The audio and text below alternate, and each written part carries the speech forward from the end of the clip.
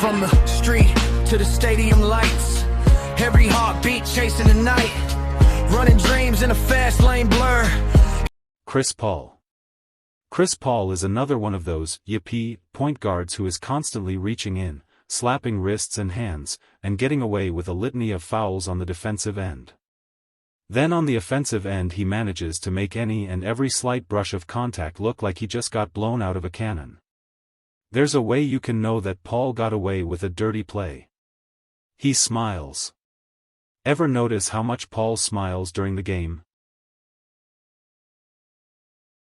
Michael Jordan. Michael Jordan was the greatest player in the history of the game, and he'd be the first to tell you, if you're not cheating, you aren't really trying. No one ever argued that Michael Jordan didn't try. Jordan was arguably the best ever at the invisible foul. He knew how to foul while using his body to shield the foul from the refs. I wouldn't be surprised if he got away with 10 fouls for every one that he actually got called for. Simply put, Jordan is the greatest player in the history of the game. 6 for 6 in the NBA Finals, owned every type of hardware imaginable, and was the darling of the league in his day. But it wasn't all pretty. Jordan was a master of getting away with fouls, and hiding it from the refs to boot. The greatest of all time indeed, in every aspect of the game.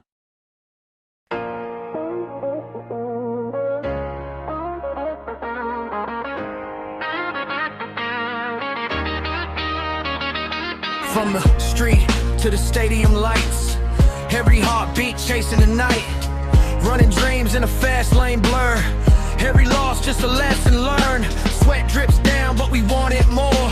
Every chord, every field, every floor. Clock hits 0 but we don't stop. Infinite motion, we rise to the top. No finish line, no final bell. Every step got a story to tell. Mark Jackson. Mark Jackson was the master of the physical point guard in a little man's body. He was 180 pounds but he played like he was 240 pounds. By that I mean he had the little man complex. He had to prove that he was as tough as anyone on the court, and because of that he played borderline mean, except without the borderline. He was the NBA version of Tommy DeVito.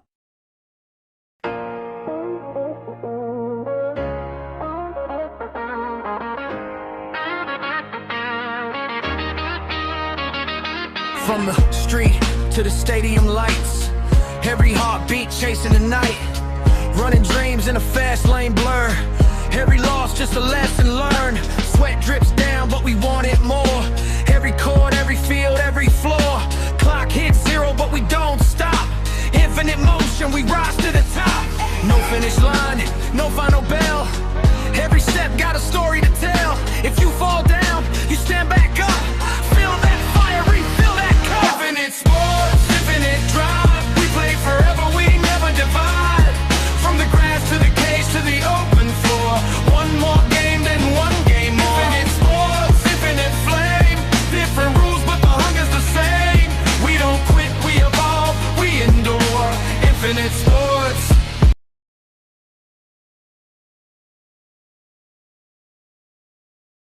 Rajon Rondo. Celtics fans get mad when I say that Rajon Rondo is a nasty little. Paul Pierce. Paul Pierce has a flair for the drama.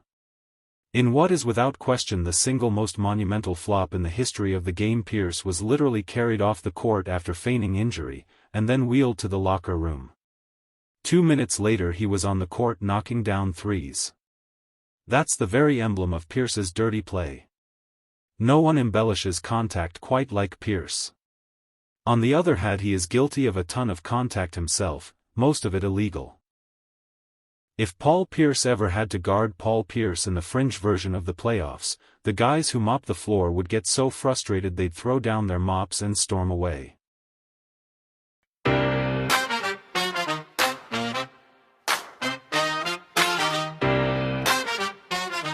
Yeah.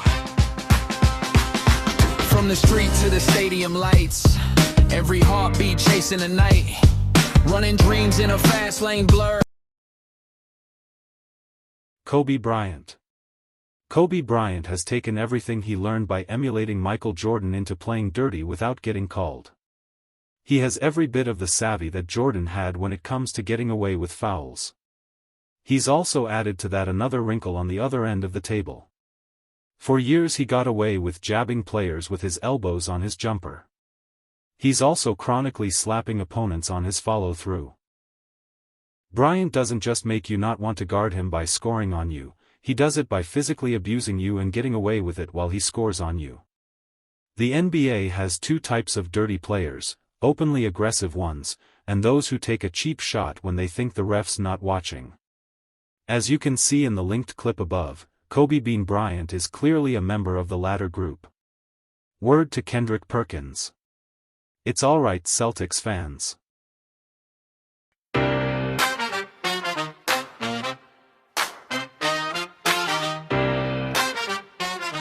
Yeah. Dwight Howard. Dwight Howard is seen as the nice guy, playing and joking, and there is that side of him. On the other hand, he pushes a lot, and having the physique of a 7-foot Michelangelo statue, that's a strong man to be shoving you around. Howard is the 3-time Defensive Player of the Year, and he's a great defensive player, but a lot of that has to do with the way he's able to establish position, often through illegal contact. There's legal jockeying for position and there's illegal jockeying for position, and a lot of times it's illegal with Howard. He just gets away with it because of his star status. When refs call the game tight, he often will be in foul trouble 6 minutes into the game.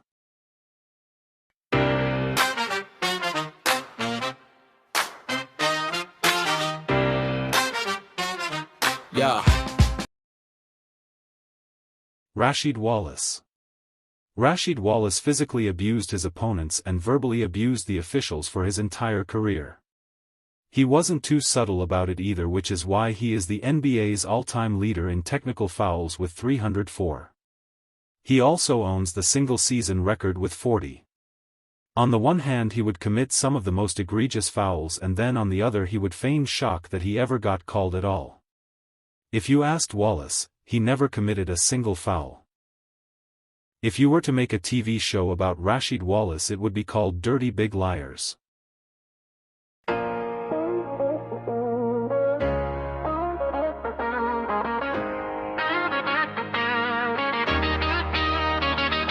From the street to the stadium lights, every heart. Karl Malone.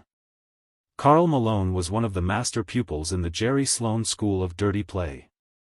The Malone Jazz were such a dirty team that they didn't have showers in the locker room. Don't take that literally. Malone is the epitome of what I mean when I say the aggregate of little cheap shots greatly exceeds the big cheap shot. He didn't ever deliver that Kevin McHale clothesline, but he was a far dirtier player. I'm willing to wager that he easily hit 5,000 players with elbows in his career.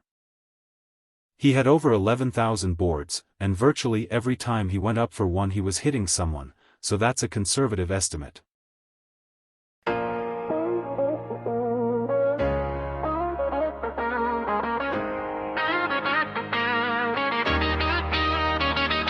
From the street to the stadium lights, every heartbeat chasing the night. Charles Oakley. Charles Oakley may very well be the toughest player in the history of the league. He is at the very least, the toughest I've ever seen. Oak Tree is the perfect nickname for him, as it was about as easy to move one out of the way. Oakley, who once said, "Oh well, that's basketball. It used to be basketball. I don't know what it is now." After being assessed with a flagrant foul would be one player who would be proud to be on this list, but insulted that he wasn't higher.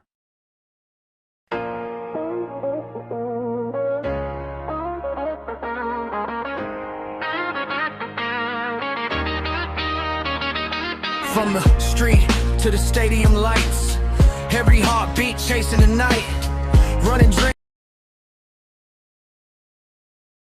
Kevin Garnett. Kevin Garnett could easily be on top of this list. He's been known to slap opponents in the testicles while they're going up for jump shots. He pushes players around. He talks trash that goes too far. He calls people cancer patients. His language on the court is about as vulgar as a sailor's. He blocks every shot that goes up when the shot clock ends just so the opponent can see it not go in. It's not so much about these things being as it is about his mental approach. He wants you to feel bad about yourself. He's just mean. If you want to see a great clip, here's Joakim Noah talking about his feelings about Garnett. Kevin Garnett is one of the most aggressive players to ever enter the L. He's relentless in his work ethic as well as his dirtiness. He's been known to give players a shot or two when they go up for jumpers, set more illegal screens than we can count, and told a certain player that his wife reminded him of his favorite breakfast cereal. How sweet it is.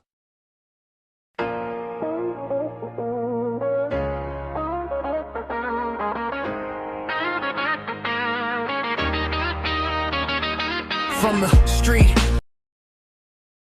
John Stockton. John Stockton is the single biggest, most bothersome, most annoying pest in the history of the game.